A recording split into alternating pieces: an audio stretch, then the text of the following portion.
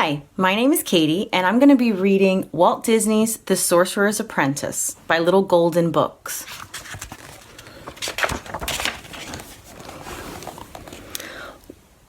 Long, long ago, there lived a powerful sorcerer who had a young apprentice named Mickey. Every day, the little apprentice swept the floors, polished the sorcerer's crystal ball, and carried water from the well to the sorcerer's magic pool. Late one afternoon, a bat was fluttering around the sorcerer's head. As Mickey watched, the sorcerer raised his arms and said, "Mutasis." The bat magically turned into a beautiful butterfly. But the trick had tired the old sorcerer. He yawned and put his sorcerer's hat down upon his table. Then he slowly walked up the stone steps to his bedchamber. Mickey was alone in the sorcerer's workshop.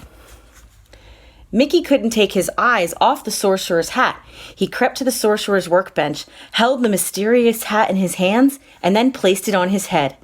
At that moment, Mickey felt full of magic. Mickey looked around the workshop. There against the wall stood his old broom. As he had seen his master do, Mickey raised his arms and said, "Mutatis." The broom began to glow.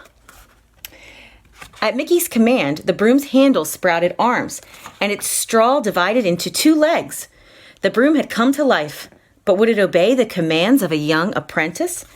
"Pick up the buckets," Mickey said. The broom obeyed. Mickey led the broom to the well. "Fill the buckets here," Mickey ordered the broom. Once again, the broom obeyed. Carrying the 2 buckets of water, the broom followed the little apprentice back to the sorcerer's magic pool. "Empty the buckets here," Mickey told the broom, "then do it all over again." Back and forth went the broom, from the well to the pool. Feeling very pleased with himself, Mickey climbed up into the sorcerer's chair to relax while the broom did his work. It wasn't long before the little apprentice was asleep and dreaming. Mickey dreamed that he was the most powerful sorcerer in the universe.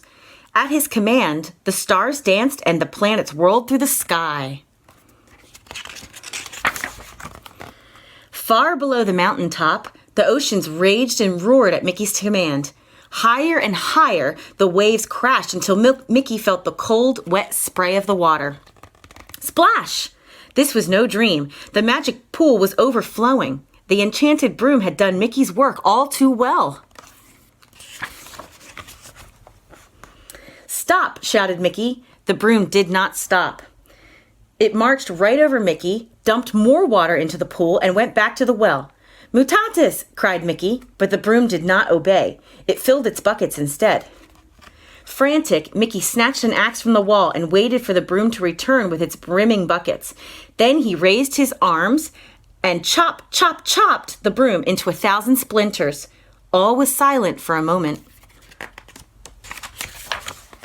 Suddenly, each splinter jumped off the floor, sprouted arms and legs, and became a broom, and each broom carried 2 buckets.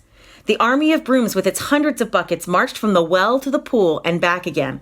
The water was getting deeper and deeper. By now, the little apprentice was swimming for his life.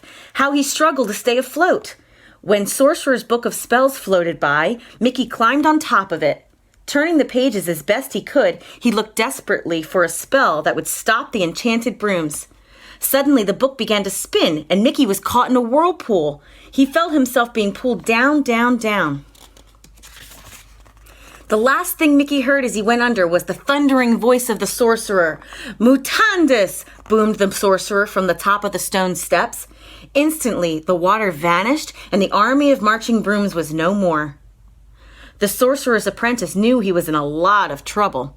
With a gulp, Mickey returned the magical hat to the sorcerer. Making a hasty exit, the sorcerer's apprentice felt himself being swooshed out of the room. "Don't forget your broom," said the sorcerer. And if Mickey had looked, he would have seen the sorcerer smiling. The end.